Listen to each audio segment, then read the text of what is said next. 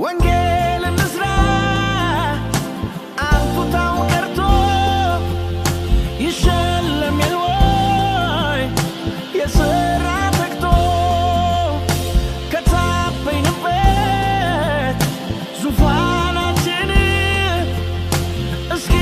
እንውረድ ለጌታችን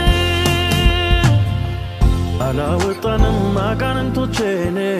አልፈወስንም ወይ በሽተኞችን ጌታ በስምህ ብዙ አድርገን አላውቃችሁም ስለምን አልከን ከሚሉት ወገን እንዳይሆን ሕይወቴ መብራቴን ላብራ ሳይጎድል ዘይቴ እስክትመጣልኝ ወይ እስክትወስደኝ